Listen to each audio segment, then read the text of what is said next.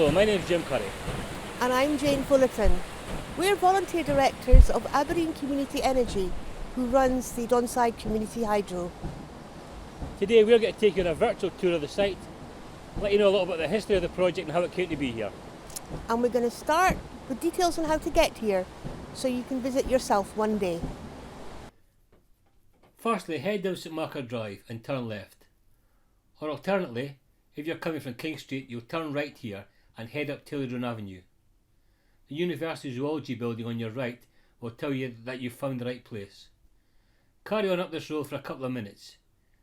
You'll pass Hayton Road on your left and you're taking the next on the right. At the junction you'll see a sign, Donside Hydro and Village. Head down the hill, take the bend to the right and park up here. As you leave your car, turn left. The entrance to the hydro is beside the bus turning circle. If you're travelling here by bus, the number 19 bus will get you right here from the city centre.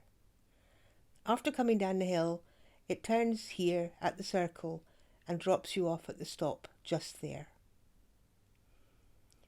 Head down to the bottom of the hill and turn right. This takes us to our viewing area where we get our first glimpse of the hydro. We're on the site of the old Donside paper mill. The houses of Donside village are just up the hill there, and their turbine uses the power of the river, just like the paper mill did. Unlike the paper mills, which had a bit of a reputation for filling the river with nasty chemicals, the energy that we produce is clean, green and renewable. We'll be back here later, but our tour starts at the other end of the Lade. Here we are at the top of the Lade.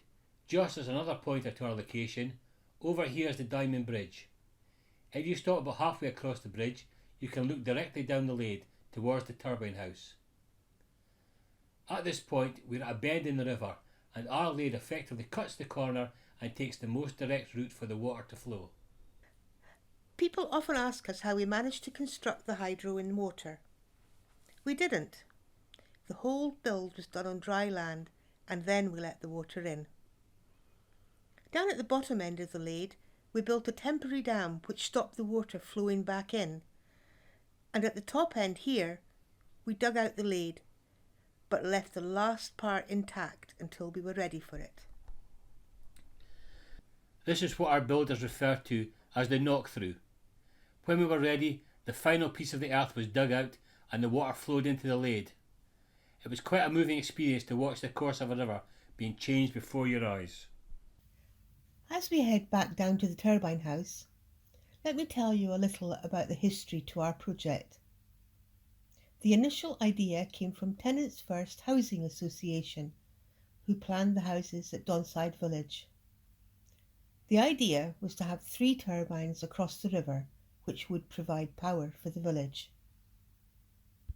Unfortunately, Tenants First were experiencing some financial difficulties and decided that they would stick to building houses and put aside the plans for the hydro.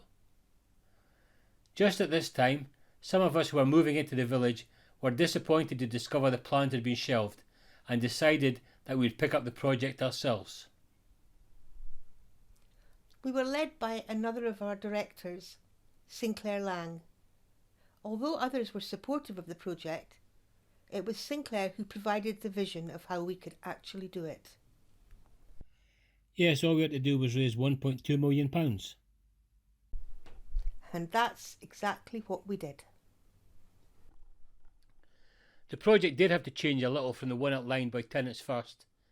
The tariff that we received for the electricity had changed, so a 3-turbine setup was not viable.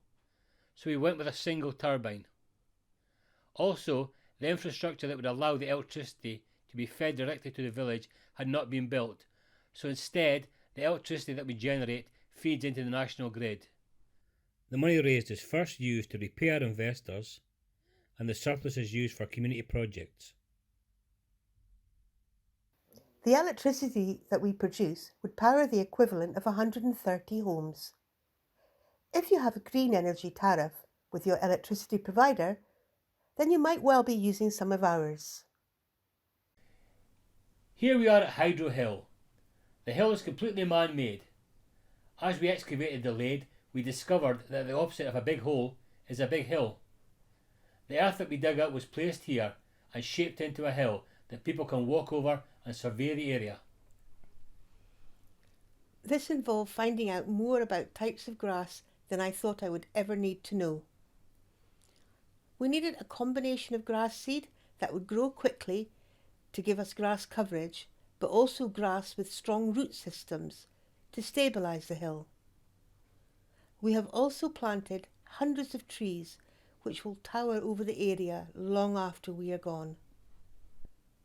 We have recently opened our bridge across the Lade so that you can come and walk around Hydro Hill. Our future plans include improving the pathways so that as many people as possible can have access. This is our turbine house. It is clad in larch which is weathered beautifully and fits into the setting year. Underneath, though, it is built of reinforced concrete and uses water-resistant bulkhead doors, which means it will withstand the worst possible flooding. The fact that we have created an additional channel here also adds to the flood alleviation measures for this area. We spoke earlier about how we created the Lade here. Can I tell you a little bit more about it? When the channel was being excavated, we found a section of old wall which we decided that we'd keep during the build. As we continued to dig, we found that the wall actually went the whole length of the Lade. It seems that we're not the first people to come up with the idea of building a Lade here at the bend in the river. We're not able to accurately date the wall, but we are aware that there has been industry on this site using the power of the river for hundreds of years. Latterly, the Donside paper mill used the site, but before that, cloth and grain were also produced here. It's a humbling thought to consider that we are the latest in a long line of people to use the power of the river to serve us. We are delighted, though, that we're able to do it without causing any harm to the river. Come with us into the turbine house and we'll show you around. It's a bit noisy in here, but with the benefit of editing, we can turn that off for you. Let me show you how we generate electricity. Depending on the volume of water, the screw turns at around 15 revolutions per minute. This coupling shows the connection between the screw and the gearbox. I'm not an engineer, so I'll keep this simple. The 15 revolutions of the screw are multiplied by a series of gears and turn the wheel 72 times faster than the screw speed. This wheel connects to the generator, which turns it into electricity. Over here is the system control panel. We can stop and start the system from here and control the sluice gates. It can also be accessed remotely by our maintenance partner, who can make more precise adjustments when required. As the water reaches the turbine, we have a screen which stops any large debris passing through the turbine and causing any damage.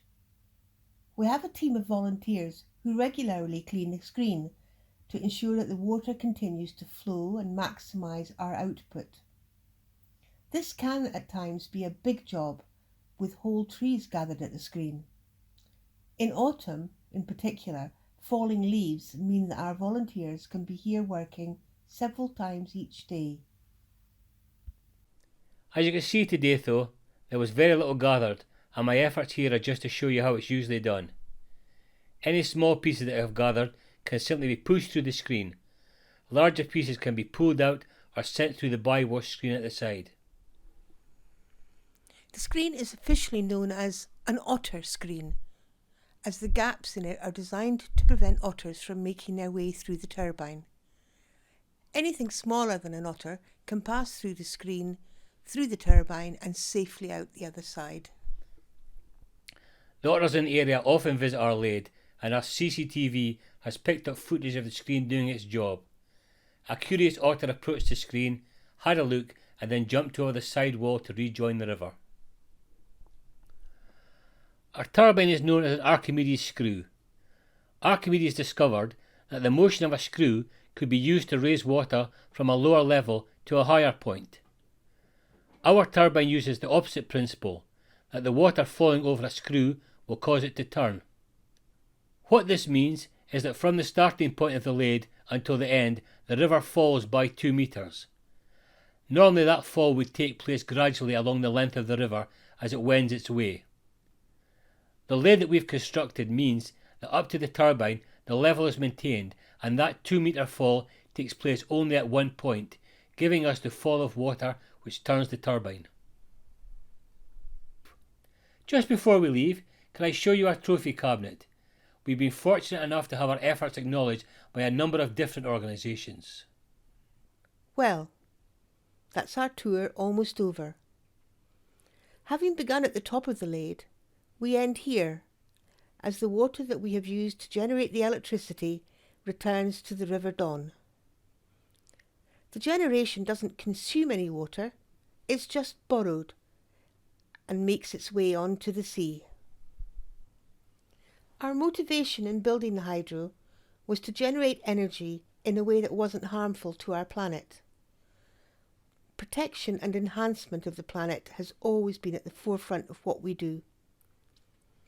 In addition to the hydro, we're involved in protection of wildlife, creating paths, litter clearing, planting. Throughout the hydro site and surrounding land, we have planted around 2,000 trees and shrubs at last count.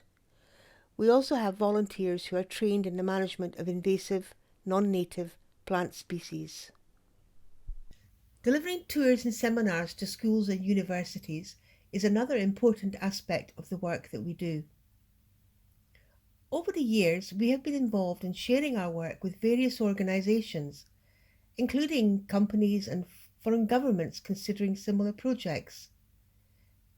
We believe that it is really important to educate, inspire and encourage others and show what can be achieved when a community puts its mind to it. In the past, this would be the end of our tour, but now we have something to show you without which our tour just wouldn't be complete. Come with me. Although it's not really part of the hydro, we do like to finish off our tour by letting you see our bees. Thanks to our beekeeper Stillian, we now have a number of beehives here on site and produce our very own Donside village honey. We are filming this in December, but it's quite a mild day, so there are still some of the bees around. If you visit in spring or summer, there will be a lot more happening here. Thank you for joining us, and now you know where to find us. You can come down and show yourself around. Or come and join us for a guided tour in the future.